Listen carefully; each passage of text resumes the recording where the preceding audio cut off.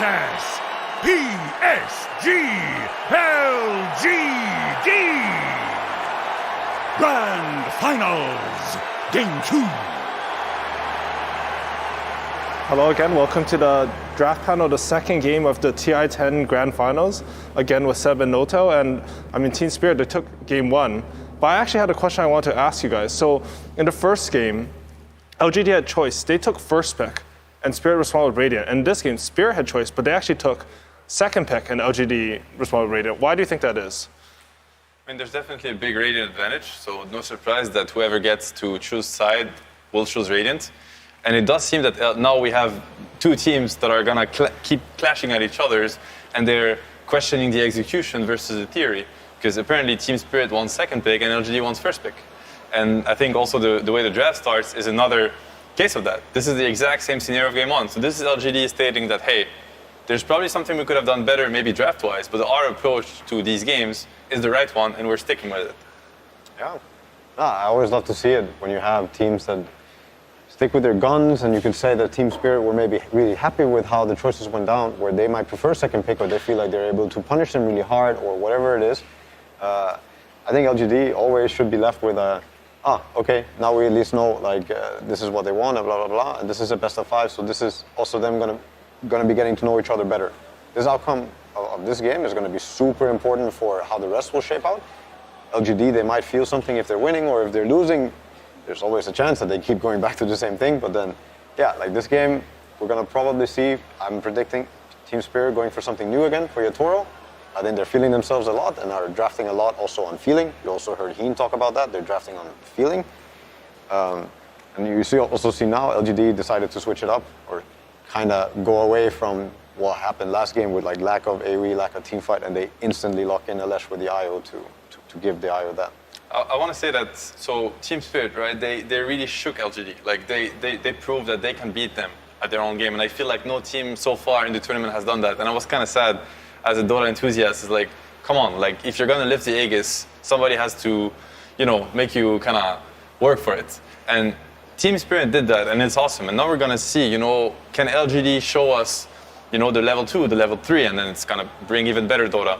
What I really love about Team Spirit they had the same opener open to them. They could have ET tied again. Yep. And, they respect LGD. They respect them so much that they expect them to be ready to punish them for the same draft. So they know, you know what? We're not giving you what you think we're going to do. You're going to have to think on the spot. We don't want you to come to this draft with, XIO8, 1 hour of preparation on how to do even better. You have to think on the spot. Bane Magnus. It's beautiful approach. It's mind games between the drafters, and props to Miposhka and Silent for pulling this one out. Yeah, I think it's amazing. This is a big mental game.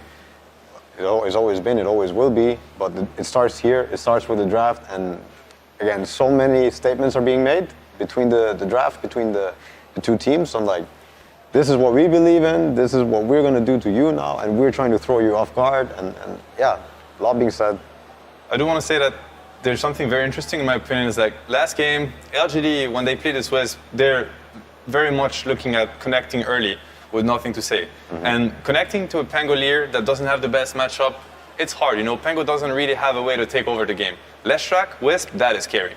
Leshrac most of the time wins his lane. He can power farm. He can, you start accelerating a Leshrac as a Wisp, he might take over the game. And I feel with the Pangolier, it's not the same. There's a lot more abuse to be had with the Leshrac. You can get the mana, you can get the Soul Ring, you can get the runes, you can get certain mana abuse that also allows this hero to have a way different game. His timings are something else. This going back to base, this not being able to dive, IO can fix all of it for you. He will take the towers, he will kill anything, any camp. He'll take the entire game if he has to. And that's something very beautiful. Another thing to mention, in my opinion, is we have not seen Collapse yet out of his, trifecta, Magnus, Tide, Mars, where he's incredible on these heroes. And he's getting them every game. So he got the mag now again, which means, in my opinion, Team Spirit is going to be in their comfort zone. They have so many cool strategies, so many cool lanes. They understand how to fight around these heroes better than any team in the tournament. And I think you're spot on with the read that you guys have about Leshrac, because they're just banning to protect their mid Leshrac, right? We see the Lina coming out, the Invoker, and even now an Antimate. I don't know if it protects a Snowball. But when you have this hero, I think you pretty much want to play for nothing to save time. I think that's what has found LGD a lot of success in this tournament. I got they're not diverting so much from their West. They think this is the strongest hero for them, but they're adding on to that strategy. There's something I think very important to mention is that, the second phase, how it's going to go down. And like Team Spirit will have to pick the hero that's going to be kind of the pivotal hero. Like they don't want to show, and then they're going to start counter-picking. And it is interesting for LGD to show the Leshrac that early, because no matter what, first pick cannot protect the mid matchup. Team Spirit can just delay the mid pick for as long as they want to. In this case, LGD is like, you know what? We're committing to this with Leshrac. We don't think it's countered. Or maybe they think it's only countered by Lina and Invoker that can match the pace of what Wiz Leshrac can apply to a game. And now it's like they're happy. No matter what Team Spirit is holding for the 18 or the 24 pick, for the mid lane, it does not matter. Does that mean you think that Team Spirit should pick their mid out of the phase just so that they don't reveal anything more about the draft? Or it makes a lot of sense. Yeah. There's always arguments for both. Like if you want to, depends on how you enjoy playing Dota sometimes, depends on what types of players you have on your team. If you see the mid matchup, theoretically, of course, there's many arguments for revealing your mid matchup or trying to address this and have a stronger win condition if that's what you're going for on your carry. There's also another way where it's like, you love your mid laner so much that you're going to pick your carry hero and make sure that this Leshrac is mid and make sure there's no bamboozling happening and he gets the last pick win condition or timing condition or whatever it might be. It all depends. If you pick anti-mage is out, but if you pick some carry hero here and you say nothing can beat it in the game, it makes a lot of sense too because you want your mid guy to stabilize the game and he needs to have a really good start. Like the better the start, the better because you're going to need him very early. Could this be Shaker Morph coming? Yeah, there it is. There it is. So that's one of the. So you have these combos, right, that are very hard to pick, and there's only two scenarios in which you can actually pick them. And probably that's one of the strengths of first pick is first pick has the double pick, right, the Shaker Morph. Yes, yeah. There's that, and also you feel like quite often with this phase you might want to commit just cause it's going to be hard to counter, and there's this and that. But don't you think this Willow was a protect pick against this? But potentially, maybe it was even a setup for the Morph. I think, like, the way I look at it is they're trying to take the win condition away from the Mac +1, and I think Shaker Morph has a way to play fights and scale into the Mac +1, in my opinion. Yeah, they do. Yeah. I think I don't know if they thought about it, but Willow Bramble is one of the best abilities against the Shaker Morph. Yeah. The Aghanims, you can't just roll through the fight. If there's Brambles on the ground, you instantly get pulled down. I don't know if that's what they were thinking, but I also think, like Seb said, they're maybe threatening this Morphling to come up. And if they have an answer now they trap them. Or if they feel like they have an amazing answer to this. There's many things about why this Shaker Morph here makes a lot of sense. It's not stoppable, drafting-wise. They're picking both heroes, in the same phase. You cannot stop it. Mechanically, drafting-wise, you can't stop it. The AA cannot be picked anymore because they have shown the Bane and they have shown the Willow. Meaning, like the big counters to the Shaker Morph are kind of hard to pick for Team Spirit. It's a win condition. It's a very strong combo that scales into anything. Very powerful second phase from LGD, and that's what I think why they are the best first pick team in the tournament, because they understand the weaknesses of first pick, but most importantly, they abuse the strength of the drafting order of first pick.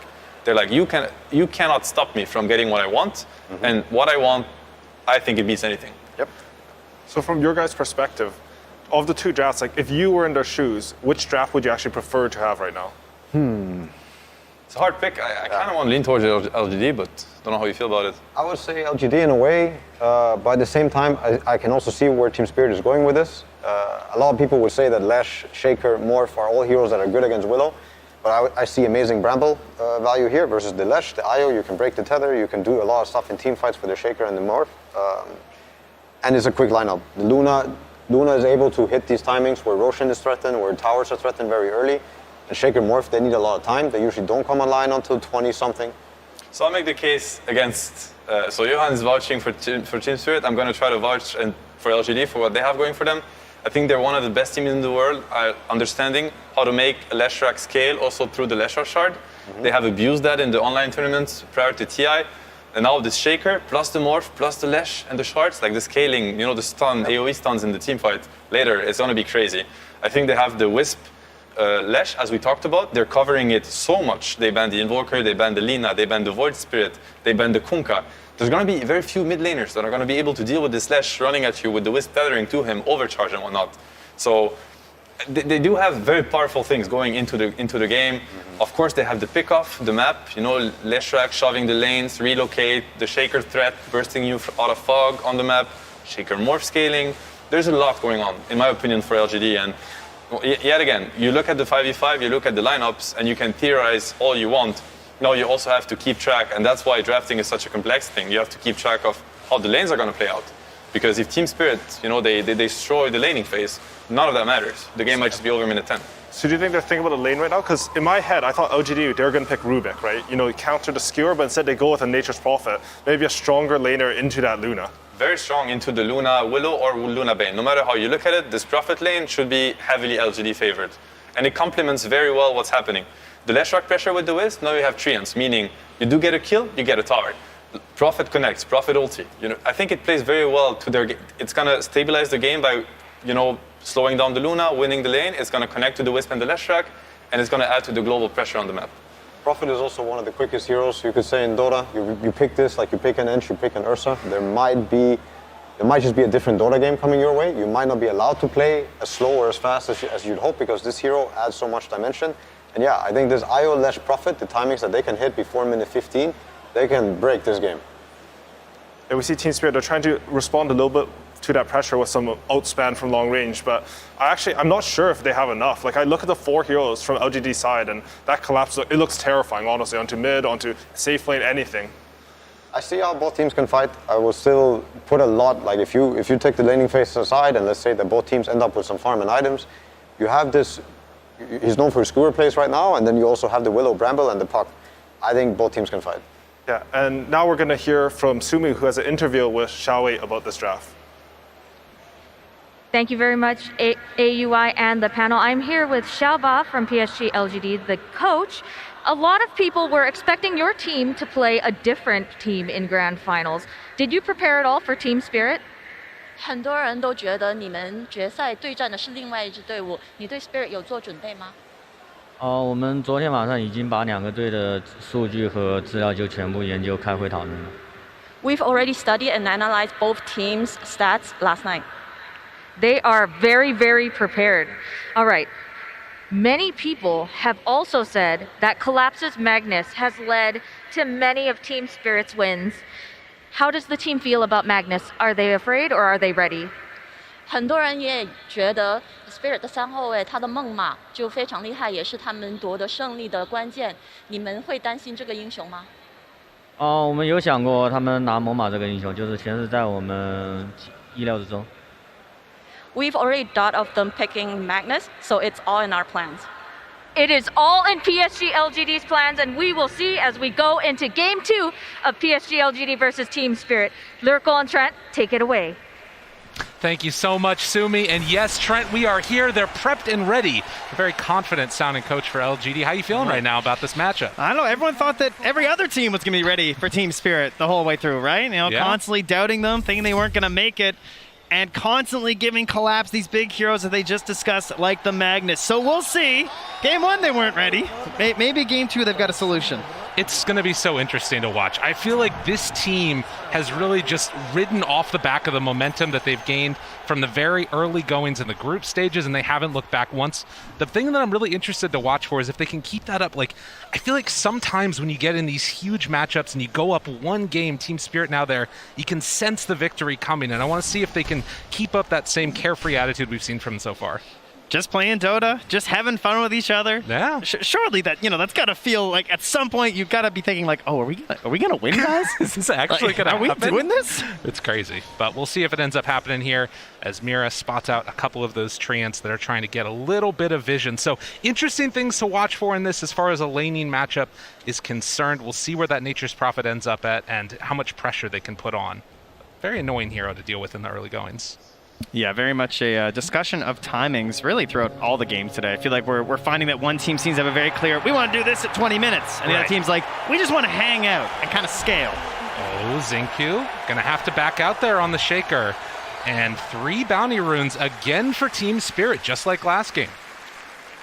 I will say, I believe this game that LGD had a very good idea of what was going on. I think they completely saw that puck pick coming. I think they banned around the fact that, like, yeah, that's going to be left in. We're okay with that. It's a go-to hero versus the Morphling. I wouldn't say they're really surprised.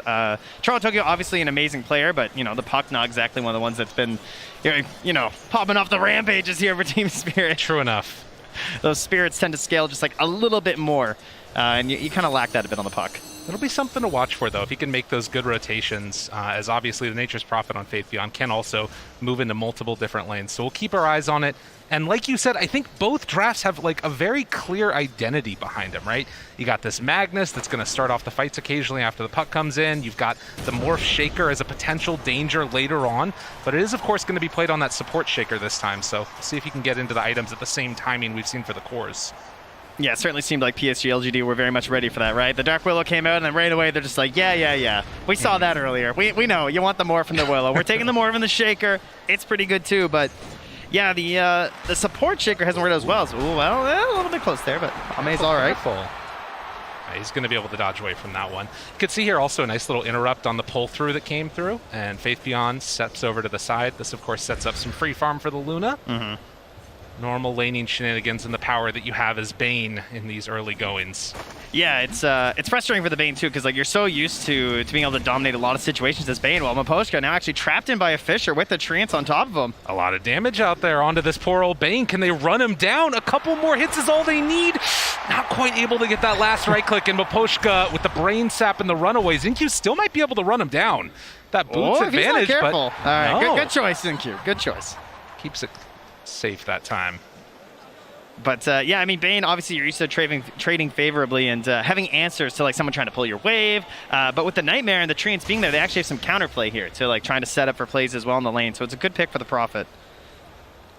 Allows him to play that much more freely. But you can see that Luna already off to a hot start. 11-2 right there in the top lane is down bottom. Y gonna take one little punch there from the Dark Willow, and a Fissure block off on the other side, but not within that tower range. So we'll be able to get away with some extra damage. Tango, as well as the Quelling Blade through, and he's fine. That's a nice Fissure, though. Yeah. That's a pretty good chunk of damage on him there, just the harass. Only has a single Tango left. No salves currently on Miposhka. So, you know that courier, makes the call, brings him up, and it's going to be running with a salve in that top lane now. So if there's any chance here for LGD to score a kill, it might be sooner rather than later. Too true. Got to look for that opening. Down bottom. Really trying to pressure, too. They keep pump faking this Fissure up top. I mean, if you catch him on the wrong side of it, it's going to be a ton of damage out with those Treants. But even without it, right? Just the one Fissure and a couple punches from Faith Beyond, he hits really hard. They will be bringing over that courier now. Miposhka needs to make sure this one does not get sniped by Xingqiu. Hopefully you're not losing it to a Shaker. Yeah, true enough. But this bottom lane, lots of harass being spammed out here from Mira and Collapse as well. But it's a Morphling, it's an IO. Morphling in itself a very frustrating hero to lane versus due to the regen mechanics and the ability to morph strength and agi, but comboed up with an IO. It's pretty rough trying to get a kill. But more players, they tend to go for some of these overextensions, so maybe he'll get a bit greedy there. Right, and even, just the pressuring and forcing him to switch over attribute shift, it makes it a little bit harder for the Morph to last hit. So it's not all bad, as Xingqiu is going to make that big move over underneath the ward and going to steal away the small camp. How many does he get?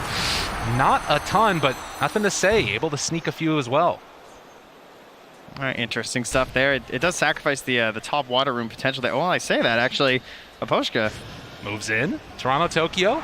Going to be able to pick up this water rune and maybe get some extra pressure onto Xingqiu. Jumps forward, and there's the first blood. Toronto, Tokyo draws it. Oh, well done by Miposhka. Like, not even just, he basically baited out that rune, right?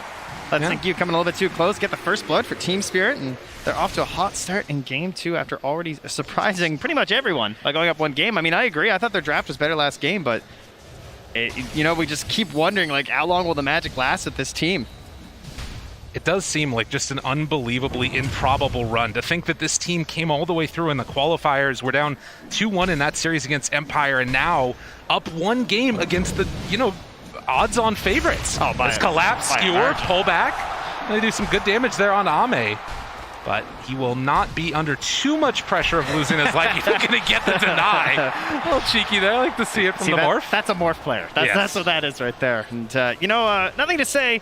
Maybe not a Pango player. I have some theories, guys. I mean, that was his, as far as I could find, mind you, I looked pretty quickly, that was his second professional Pango match. Yeah. Now, they played a lot of Pango when he wasn't available to play for PSG.LGD. And, of course, Coach Chawade or Chava stepping in playing a masterful Pango. You know, he Right. did really well, and we've had this discussion of like how he sort of controls the macro game to help these players, so they can think more about their own heroes and their own item builds, and they have a clear identity of like what I'm supposed to do in this game. But if you're not experienced on the hero, that formula doesn't work so well. True enough. But he's got a Leshrac now. Much better hero for nothing to say. Very comfortable. Comfy time for nothing to say. And so far, he's doing fairly well. The early first blood onto Toronto Tokyo giving that puck the advantage as another stack up on those camps. And now, trying to scout for these runes. Maposhka just within vision there, and Nightmare. It's going to use a lot of mana there. And Toronto Tokyo gets the haste down bottom, so a little bit of luck and a little bit of good rotations, helping out Team Spirit. Yeah, even threatening to have the TP in there, Maposhka will be all right, and actually just starts going right back on the aggressive. Will only catch a sentry, though. No obs taken away there. So we heard a lot of discussion actually last game from Insania talking about like the power runes and the strength you're going to have from that right here, and especially for a puck, a hero that's really capable of trying to abuse that, because you want to be making these early rotations with the Dream Coil. And it looks like not going to secure another kill there. Yeah, I think it's an important point to make, is that you've got to watch so carefully on any of these other side lanes. If LGD overstep, they get a little bit close to a tower, puck could easily make that rotation and kill off a couple. Ooh, Maposhka gets spotted on the way out here. So did sentry on the pillar, was kind of checking around, finding some wards, and then putting obs down by the Ancients. And there is a sentry here on Xingqiu, so this could be pretty painful. Oh, he's got it, right? All right, they see it. That was right on the edge. That's a huge D ward. That was a lot of time spent from Maposhka. And at the same time, LGD going to move in and head up top.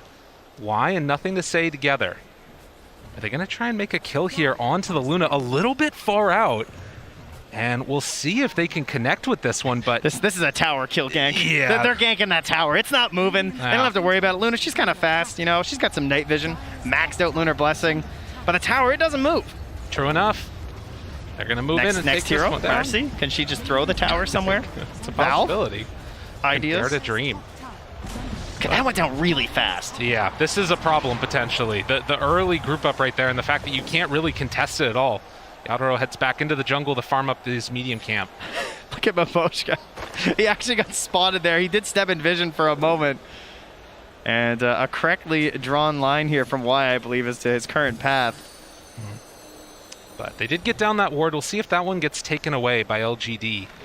As down bottom, able to go for the RP now, connecting on to Ame, but I don't know if this is going to translate into a kill. No, they don't think so, at least. They're not. Skewer. Oh, there we go. Yeah, they bring in the IO as well, and that's going to be more than enough. Ame backs away perfectly fine. Maposhka's just like, can I get something done here? You know, my wards. Getting a little D-ward in here, just roaming around. You know, it's actually Y, who's well known for being such a roamer, but on this IO having to play a little bit closer to his ally. Yeah, it is a little bit of a change-up in styles there. We saw a bunch of that rotation going on in the last game from him, as Maposhka, on his Bane, finds another courier kill. Yeah, for Y, despite being a 5-player, he actually gets often categorized by like some of the information scrapers in Dota as a roaming hero. We've been told by some of our stats people, just because he spends so much time going between the lanes. It's Ame, Collapse, facing off with each other. And just the focus right now on the farm, stacking up the camps. Ame again moves up to come and contest this, and Collapse, I don't know if they're really going to be able to do all that much to stop him.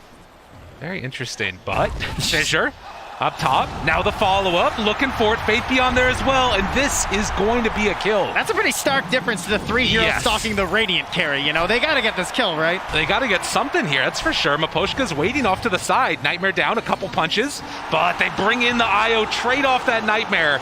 And that's going to be more than enough for the moment, but why? Also dropping low, not low enough. Instead, they turn, find Collapse. One more touch is not enough with Faith Beyond. TPing in, they might be able to find him here. That was the trusty shovel, keeping him alive. Yeah, heading down to the south. TP is available, but Collapse in some trouble. Does the Spirit connect? Ugh, not quite going to be on the mark. He gets out. Trusty shovel indeed. Up top, nothing to say. Zoning back Toronto Tokyo as he kind of came in to invade on the Ancients, but the pressure will stay in the bottom lane. We already saw how quickly that top tower went down. No point slowing down here for PSG.LGD. It's interesting though, right? Because you can see that this is a dynamic that we've seen multiple times throughout this tournament. You have Team Spirit with a little bit of a lead, even though it's LGD that are taking down more of the towers. Just that stacking up farming mentality we're seeing from Spirit right here. And look at the treants put out here. They're watching for Toronto Tokyo, right? Yeah. Because they know that everything's on this Dream Coil. That's by far the easiest way for them to initiate. So you just fan out your units like that from Faith Beyond. And unless they're going to smoke in, you're going to catch that puck. And instead, they're going to find the Dream Coil towards the mid lane, trying to take down this Lech. Do they have enough? Yes. Toronto Tokyo picks up that kill. And with that, a 3,000 gold lead this early on for Team Spirit. Bit of a theme, I feel like, from these two games from PSG.LGD. Ame did a similar thing last game on the Ursa, where he kind of stayed in an area which seems like, surely, you know, like you're in trouble, you know? Right. He ended up dying on the Ursa in the top lane. And this time, you know, at least they got a favorable trade. They took a tower after that, which I think was part of the plan for PSG.LGD, but they were able to zone back on that bottom tower, shove the wave back out, and now even Collapse running in behind the tower, checking for a courier and everything down here. They're not willing to just, like, you know, give you the, like, take the kill and then just give you the tower. They're able to defend after as well. Right. Oh, Okay, but now that pressure is coming mid. Mira, they're going to get onto the Brambles. Thought about that RP, but calls it off afterwards. And again, nothing to say in the mid lane, starting to push down this tier 1 tower with Xingqiu in tow. And why? They'll get it. So, it's so interesting to me, right? Because you think about traditionally what people think of these styles of play, and Team Spirit definitely going the more farming route in this one. You saw there for a second the last hits that Yatoro has. 135 compared to the 69 of Ame. Yeah. Oh, yeah, they're actually spotted out here, but they're not going to have anything in time to catch. But that also comes back to just the idea of punishing that Dream Coil, right? It was used. You killed me. All right, congratulations. But I'm a Leshrac. I don't have any cooldowns. When I respawn, I'm coming right back. I'm taking that tower. But as you said, to the timings, like PSG.LGD, Y has said before, like, we love picking for scale. We like to be very balanced. We're comfortable going late because we think we make better decisions at that point in the game.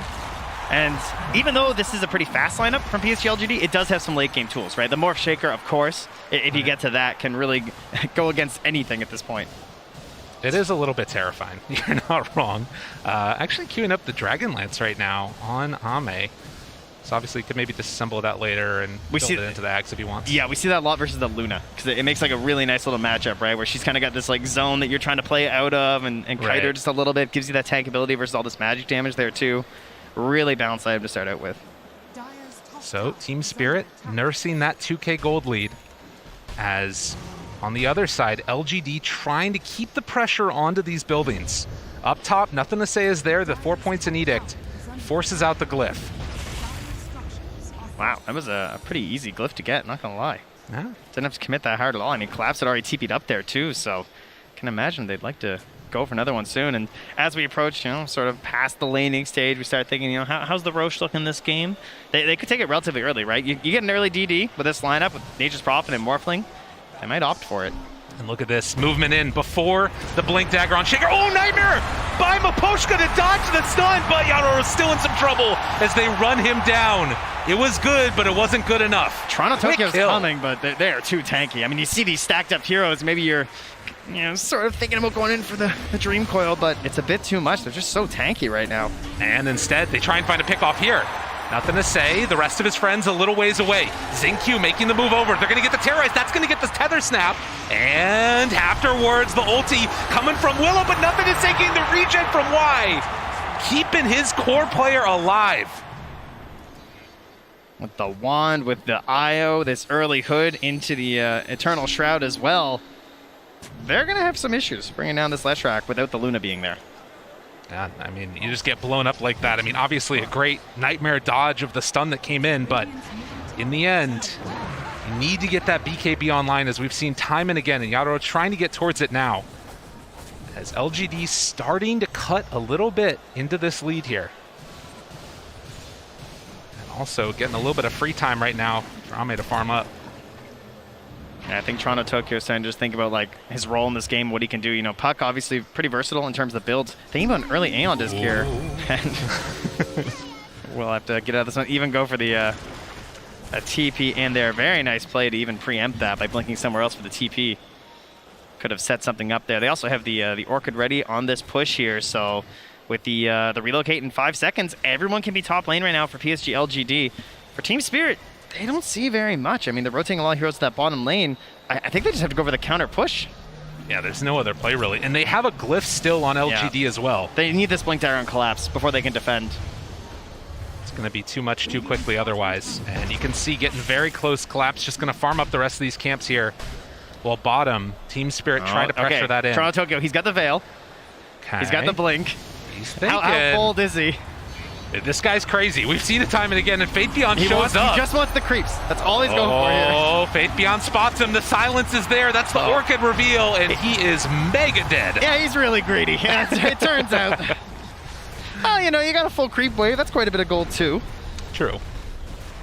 But almost a certainty when you go over that play. This does stop the backdoor protection, though, so this is going to stay alive a little bit longer, forcing LGD in this area for a bit. But eventually it will fall. And already Faith Beyond back to that bottom lane to just push that back out, too. So very well orchestrated there from PSG.LGD. But the Courier, it holds the key. Ice Frog, little Courier, delivering a Blink Dagger to Collapse. So, you know, he's got a few more things queued up there you guys might have seen already in this tournament. The Shard, the Force Staff. He's made a couple plays. Perhaps some highlight reel ones. He's been absolutely spectacular. I think he needs a couple more this game. True enough. Not if LGD have anything to say about it. They've also had a few highlights at times. And playing on that Earthshaker with the Morphling, you just know that there's pain coming if they're left to free farm in this one. That's really the worst part of just staying in the upper bracket. Less highlights, you know, less games to play. True enough, yeah. Especially when you crush your opponent so hard and then finally being challenged now by Team Spirit. They're up one game again. Cinderella story that hasn't died yet. And seeing if it can continue on here in this game number 2. The BKB is done. Taking a look at a few of these other items around the map. Collapse has that blink done.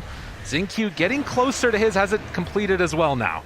So all of the big fighting items online. That's a bit frightening. It feels so good because, like, obviously as the offlaner, you got to get these like earlier items, get Bracer, got a mech, and then you get your blink dagger. When you're playing as a support, you just got that one thing you're striving for, and it's kind of unfortunate when they match up like that because, like, now it feels like your offlaner can actually play, but Xingqiu, like, this is an excellent counter initiation to have right now. With the way that their lineup's kind of set up, like, he can just lurk for so long. He can just wait on the side, and what kind of vision is going to catch him, right?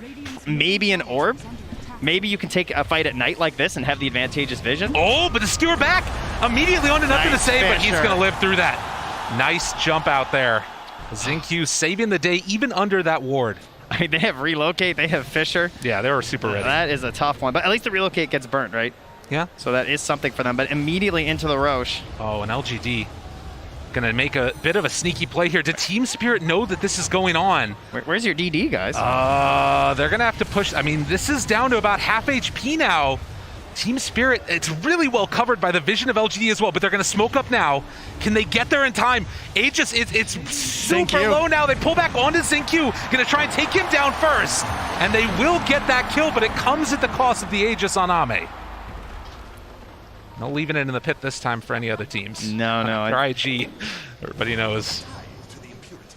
At the very least, you do get yourselves a kill from that, but surely still happy, you know, Xingqiu. That's basically an exchange. Sometimes you trade a Roche for a tower. Sometimes someone on your team just needs to go and kind of feed to block out the smoke. And in this case, that was just a small feed to help things out here. So another game where, like, the kills have also stayed pretty low. True. From game 1 and game 2.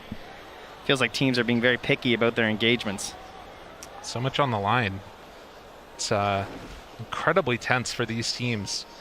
And again, you start to wonder how much the pressure is going to be affecting these plays. We'll have to keep our eyes out for it for sure. But Ame with the Aegis, another 4 minutes with this.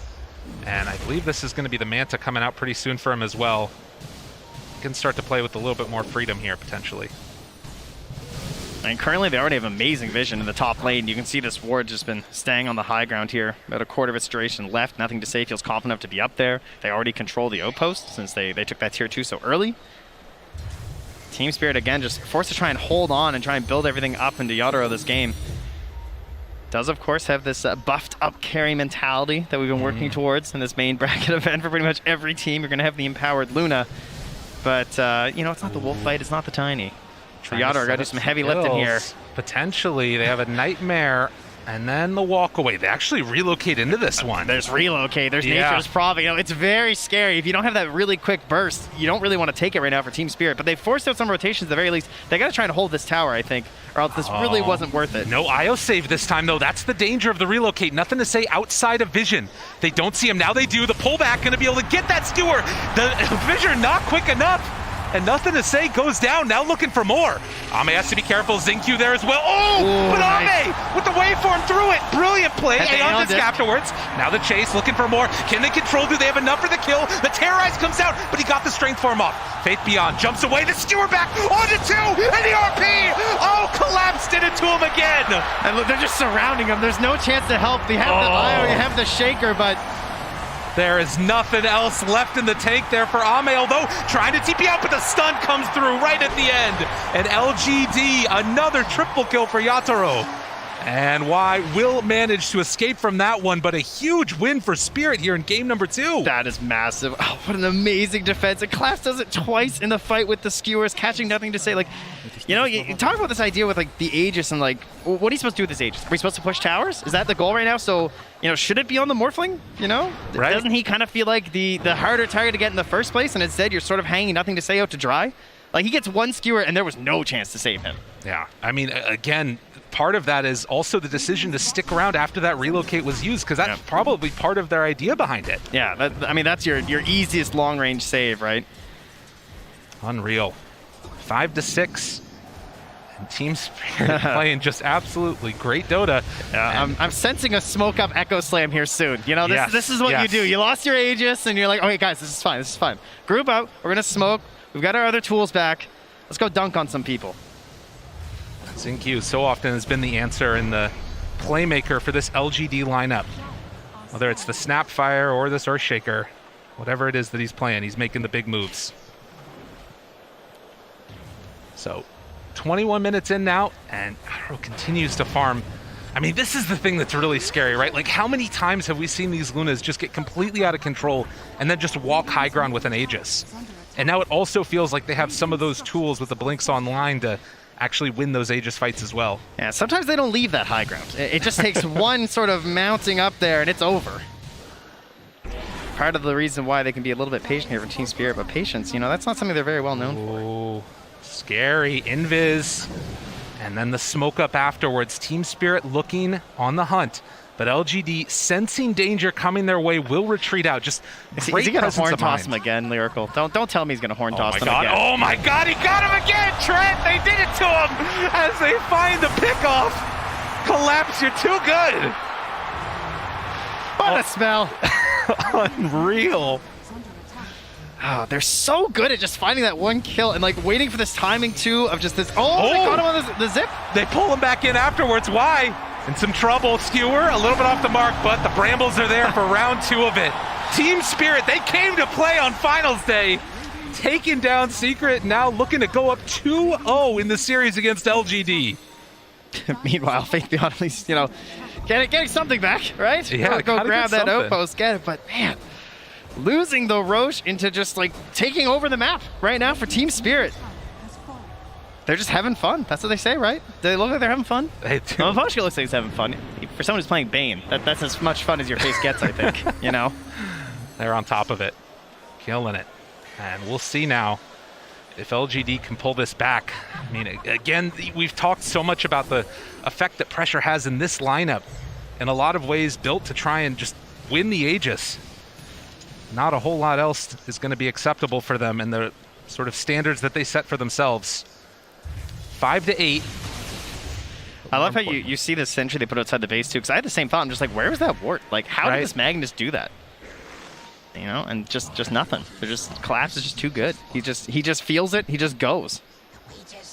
At the very least, yeah, it's a lot of sentries. They're all over the place. And, you know, that's because they also have the gem, I believe, still, yeah, on Toronto, Tokyo. So they know that they're in trouble when it comes to the Vision game, and so you get into this place where you're just kind of spamming them everywhere. And Io, you know, you heard our lovely draft panel, as well as Insania, talking about like the sustain and everything, and Insania pointed out just like how much more valuable that healing is on the earlier end, right? You know, yes. About trying to get as many of these these mechs and these holy lockets as early as you can in the game, and when you have to spend on sentries, that can be a bit tough. But at the same time, you have a Shaker on your team, so you're making a sacrifice in terms of the goal to ensure that Blink Dagger is going to be there. Unfortunately, they haven't really gotten much out of the Shaker. A couple nice saves, but Xingqiu's still waiting for his big moment. And it's tough, right? Because you have to sort of go in and make that chaos happen first with the rest of the heroes on LGD, and specifically Nothing to Say. And he's built all these items to try and stay alive. The Eternal Shroud, going for the Halberd, now into the Plate Mail. And it has just not been able to be enough to keep him alive against the big plays from Collapse. MVP in this game too. And now, it's nighttime once again. So what do? We smoke. You got night vision, right? You have the advantage there. They're going to have to rely on the treants from Faith Beyond if they want to scout some of these plays out. That is the vision that they have at night. But the edge certainly belongs to Team Spirit. Absolutely. As they move up onto the high ground, Xingqiu feels like he's safe, but they drop down the ward right away. Xingqiu manages to get out of there, has that shard to create that separation. But again, a ward dewarded and taken away vision from LGD. They're just going to do the sweeping motion here, right? They actually scanned ahead to see if he could blink in there. He's checking the high ground. Yeah. Collapse wants this so bad. He's ready. He feels the moment, dude. He is so on top of it. Waiting for the vision. Yeah, nothing to say. He's going so far back. He's like, no. He knows. Fool me. Oh my God, that was close. Fissure afterwards. They're sensing it. They back out of their time. He is feeling it today. Came close there. I mean, that's what's so cool about the spell, though, is that you can just fish. Yeah. You know? Sometimes you're not going to catch anything. Sometimes you get yourselves the big old whale. You know what's also so interesting about this? Like, those 2 outposts are still held by LGD. They're keeping so much pressure on the map by LGD, and Team Spirit, it doesn't look like they're that interested in trying to take it back. They're just looking for those kills now. Yeah, and unfortunately for them, it's going to be a very long Roche spawn, because that's kind of what they're playing for right now for Team Spirit, right? It's just like, we don't want to rush anything. We just need one more good fight. We're going to clear up this entire base with our Luna, and we want the Roche for that. So they're going to be trying to control around the pit. Someone's going to sit in there. They're going to wait. They're going to be very disappointed for 2 minutes and 20 seconds. There you go. And that's just time for PSG.LGD. So what can we stall for here is the question. Ashiva's coming out relatively soon for Nothing to Say, but the Aghanims, that's what we're stalling for. So whenever you get in trouble as a Morphling, you look to say, how good is Manag's game is it? And it's like, oh yeah, right, we picked Morph Shaker. So we do have that going. That's going to be the big window that they're looking for. Only 2 points in Enchant Totem right now for that Shaker. But can still be devastating with all the lockdown that you get. Now, interesting things that we're going to have to watch during that, though, will be the fact that it's the Aeon Disc on the puck, right? So they're going to be looking to catch and chain and even just try and like go through that stats resistance while it's actually active on Toronto Tokyo and just try and like keep chaining him down because he's not going to have the VKB. And then after that, we also know that Collapse, he really likes these kind of cheeky items, right? He doesn't like BKB. You've seen the plays this guy's making. There's the Aeon Disc out. Toronto Tokyo not concerned, just blinks away after the Aeon Disc is procced. And also getting that D-ward again. So the question will be, when they come high ground, you know, will you find this big Morph Shaker play? Are you going to catch these heroes without the immunity that they need to survive what is obviously a pretty terrifying duo of heroes? Faith Beyond shows for a second. Collapse looks for an opening, sees him there. There's an opening, the horn toss, the pullback with Skewer, and immediately gets the kill. Nothing is free, not even pushing out a wave. That's the kind of punish that you need. I mean, they felt pretty free on this map, right? Because they are moving around as a single unit for Team Spirit, right? And that's why we're spotting some of these heroes just like Faith Beyond's randomly in a spot pushing on a wave, Nothing to Say. That's why they were able to control the outposts for so much longer than you might expect, considering the situation that Team Spirit was in. But the punishes are free, and so they will go back once more for a disappointing look inside the Roche pit, and then wait another 30 seconds, and then they'll go back and do it again. But look at this. They have that Aghanim Scepter done on the Morphling now. Puck also just finishing an Aghanim Scepter and has an Arcane Rune bottled. They're like sending in Y-first. Just these slow movements in. Ready to tether back off Sentry. It's going to catch both. They have vision right away. They know they're there. Collapse. Oh, he doesn't go for it. We've seen them go into these trees so many times. Collapse. I would not be surprised. He's thinking about it. Xingqiu is back there. Oh, they're just baiting out. Yeah, they're waiting on it. And Faith Beyond, in the meantime, farming on the other side. The Radiant, they scanned that pit there to no success. They're going to send in the Treants, though. So, PSG.LGD, they're in the know. They've got the Morphling with the Aghanims, with the Shaker, and a team that really wants the Roche. They have a plan. This could be LGD's comeback here. Can they make it happen, though? And how long can you sort of like control and force the focus of Team Spirit to be here, and what are you gaining on the rest of the map? I mean, again, they're fanning out a bit here, and you have the global teleportation up in 10 seconds for Faith Beyond. Yeah, you have Ame just farming the Dire Ancients right now, so... Are they going to give up this There go the Roche? Treants. I mean, they know they're in there right now. I highly doubt they just give this up for free. I don't know, is it still inside here? They're moving over now. Faith Beyond getting some Treants out. Starting to move into position. They're going to lay down these brambles. They're actually doing this so slow that maybe PSG.LGD are just kind of fine with this. Are they really going to give up Roche for this, though? I think they just can't get into the position, right? I mean, they don't have the best vision around the area. They actually see absolutely nothing right now. So, I mean, they know they're in there. They've sent in the treants. But again, how do you get that initiation when, you know, you're so reliant on, you'd rather just fight on the high ground at this point. All right, well, LGD give that one up. We'll see if that comes back to haunt them later, as Mira is going to push out this lane up top. Faith Beyond very close. And they're going to have to deal with their lanes, because this is one thing that's definitely beneficial for LGD is their split push potential. Faith Beyond, BKB with that Orchid. Xingqiu shows up. Yadoro up on the high ground. Nothing to say there as well. They have great vision on Team Spirit, and now showing in the lane. They're thinking about going. They pull him back in, and he is done. Can they go for any more now? They have full control onto the Luna, but Luna just walks away. Living yet again. Yeah, I don't know. I don't know if he's thinking about, like, is there a buyback play there? Because that's a pretty bold sentry to place down. On just like that, Team Spirit with Aegis in hand. Faith Beyond could maybe go for a play there, but Toronto Tokyo not showing himself, has the boots of travel to join with the rest of the team. Right? They had the ward near the base. They actually saw that Ame was moving over here. Oh, man. This would be such a huge pickup if they can get him. The spider legs. Walking in. They get him with the horn toss. Chasing down for more. Ame's done. Team Spirit, everywhere they go, people die. It's the ward game, you know? Just spots him heading over there. That ward near the base. Lets them know. Fire. They chase it down. And now they go up. Will they leave is the real question. There is a glyph available for the Radiant. True enough. They walk up high ground, and Yadoro going to start beating away, laying claim to this area. In the meantime, Faith Beyond's going to try and push up that top side, but they catch him right away with the glyph. Collapse, pulls him back in, breaks the coil. Team Spirit, they're just playing too clean today. LGD need more. They don't have buyback on this Morphling. They can't get 2 racks at the very least on the side of Spirit, but I mean, do you need 2 racks? I don't know.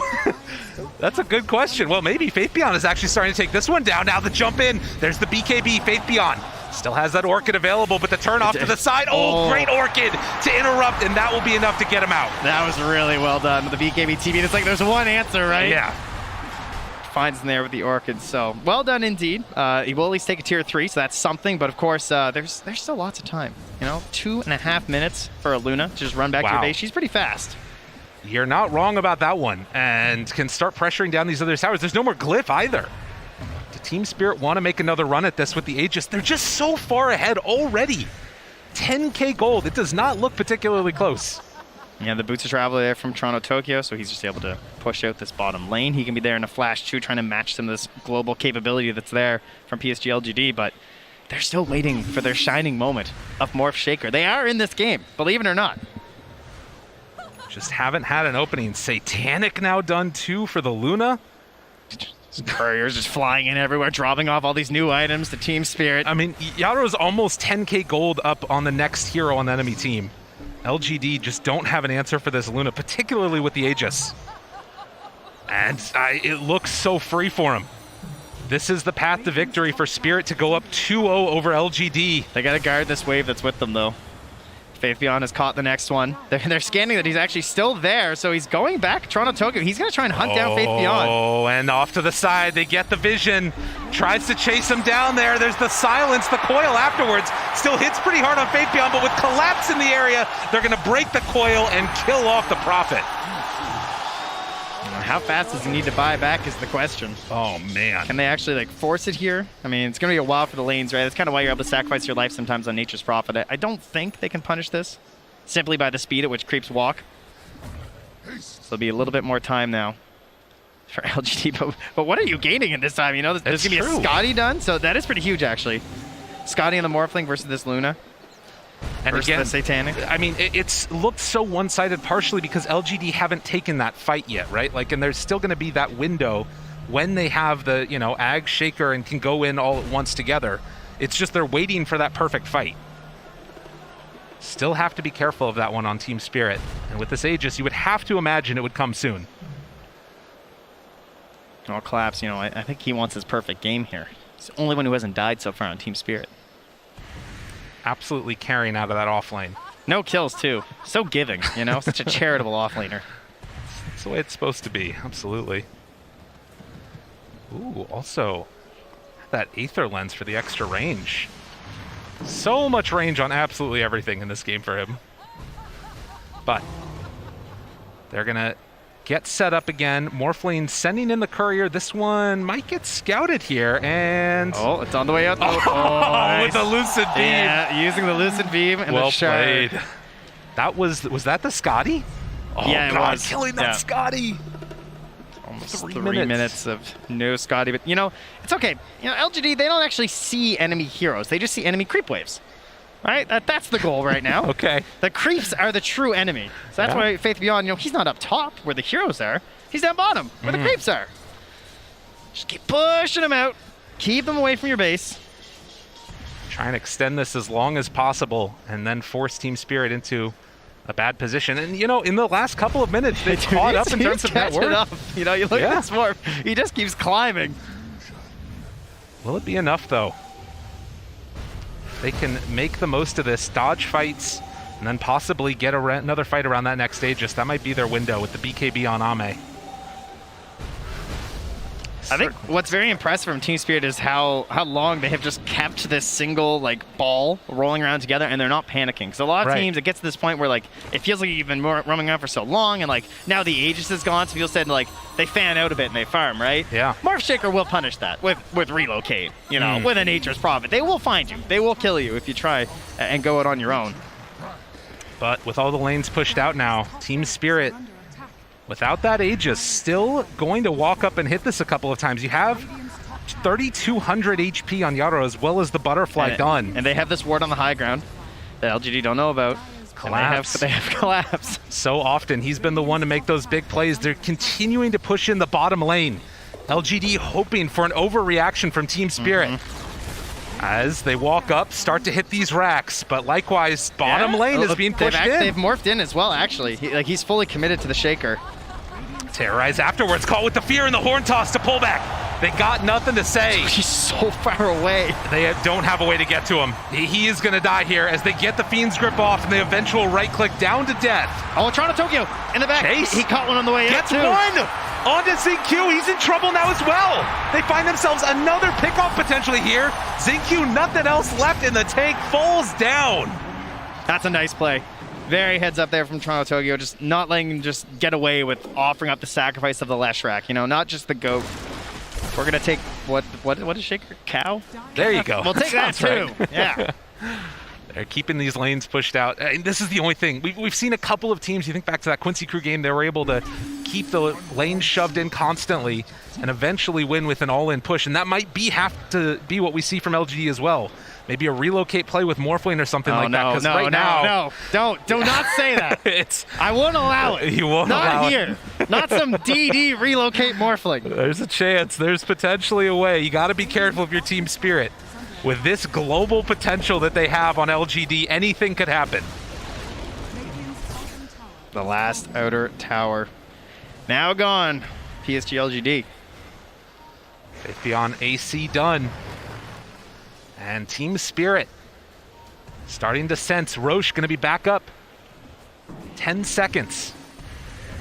And with that, it could be the window to close this game out for Team Spirit. All right, refresher or eggs? What are we getting? I'm down for either. As it will respawn right now. Get the eggs. Interesting. Smoke up, though. LGD. Is this finally the fight that they feel comfortable with? They have been sitting on this Ag Shaker for so long. Or Ag's Morphling, rather, with the Shaker. BKB now done to boot. Yeah, that's a good point, though. Maybe they get ZinQ and eggs here. Yeah, that would be kind of nice. You can see Team Spirit not comfortable just hitting away in the Roche pit. Nothing to say, walks in.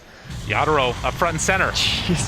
Nothing to say, they jump in. There's the control. The damage out. Mapochka's dead, buys back immediately. Yadaro turns to fight, destroys. Nothing to say. They've got him. Caught to the side. Ame in some trouble. Hitting from the low ground. How many misses are there? It doesn't matter as they chase him down and kill him off. A great win for Team Spirit as they will find more and more.